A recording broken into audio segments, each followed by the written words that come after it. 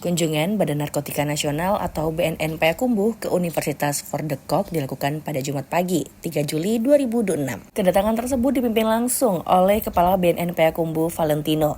Kehadiran BNN sempat dikaitkan dengan penangkapan seorang mantan pegawai Universitas Fordekok dalam kasus narkotika. Namun keterkaitan tersebut dibantah oleh pihak kampus.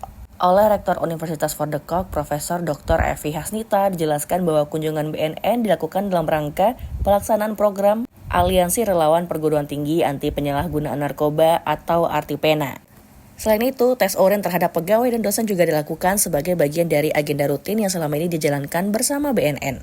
Sebanyak 41 pegawai dan dosen telah menjalani tes urin. Seluruh peserta dinyatakan negatif dari penyalahgunaan narkoba. Sementara itu, mantan pegawai Universitas Fordekok yang sebelumnya diamankan polisi dipastikan telah diberhentikan sebelum proses penangkapan dilakukan. Sebelumnya, 2 pria telah ditangkap oleh Satres Narkoba Polresta Bukit Tinggi dalam pengungkapan kasus peredaran ganja.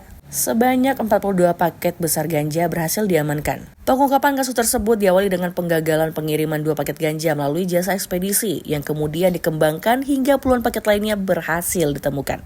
Belakangan, salah satu tersangka diketahui merupakan mantan pegawai dari Universitas Fordekok yang status kepegawaiannya telah lebih dulu diberhentikan oleh pihak kampus.